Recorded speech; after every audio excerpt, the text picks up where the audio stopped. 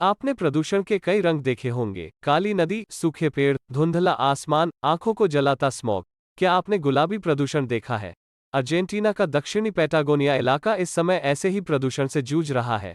इस प्रदूषण की वजह से नदी, लगून और झील गुलाबी हो गई है। साथ ही आसपास के कुछ पेड़ पौधे भी गुलाबी रंग में बदल गए हैं। इस प्रदूषण की वजह से आपको कहीं हल्का तो कहीं गहरा गुलाबी रंग दिखाई देगा। दक्षिणी पैटागोनिया इलाके में स्थित है चुबू रिवर। यह नदी कॉफो लगून में जाकर मिलती है। इस नदी के किनारे ही स्थित है द ट्रेल्यू इंडस्ट्रियल पार्क। इस प्लांट में सोडियम सल्फाइड का उपयोग किया जाता है ताकि प्रॉन्स एक्सपोर्ट करने के लिए बैक्टीरिया से बचाया जा सके। सोडियम सल्फाइड एक एंटीबैक्टीरियल रसायन है। ट्रीलेव कस्बे के स्थानीय लोग भी प्लांट से निकलने वाले ट्रकों से परेशान हैं। इन ट्रकों में मछलियों के अवशेष और कचरे ढोए जाते हैं। ये ट्रक ट्रीटमेंट प्लांट में इन अवशेषों की सप्लाई करते हैं। इन्हें ट्रीलेव कस्बे के बीच से होकर गुजरना होता है, जिसकी वजह से पूरे कस्बे में दिन रात गंदी बदबू रहती है। इसलिए स्थानीय लोगों ने विरोध में ट्रकों को रोकना शुरू कर दिया।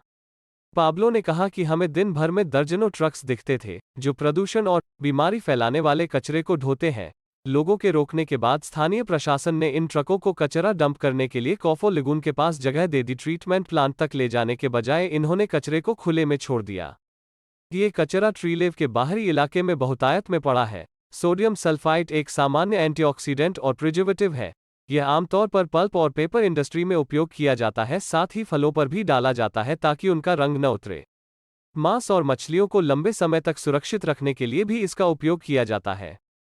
पाब्लो लाडा जैसे कई पर्यावरण प्रेमियों ने मांग की है कि इंडस्ट्रियल पार्क द्वारा हो रहे फायदे का सबसे बड़ा नुकसान प्रकृति को बर्दाश्त करना पड़ रहा है। इसलिए जरूरी है कि इस कचरा को 56 किलोमीटर दूर प्यूर्टो मैड्रिन में डंप करें, क्योंकि यह स्थान इसी काम के लिए तय किया गया था। या फिर अपने ट्रीटमेंट प्लांट को इंडस्ट्रियल एरिया में नजदीक बनाएं, ताकि कचरे और प्रदूषण की जड़ से भरे ट्रक कस्बों से न गुजरें, न ही उनसे गुलाबी प्रदूषण, पिंक पोल्यूशन, फैले।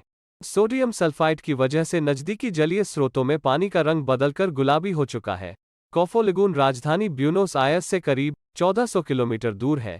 पर्यावरण इंजीनियर और वायरोलॉजिस्ट फेडरिको रेस्ट्रेपो ने बताया कि पानी का रंग सोडियम सल्फेट से लिपटे हुए मछलियों के अवशेष है, जिनकी वजह से यहां पानी गुलाबी हो चुका है।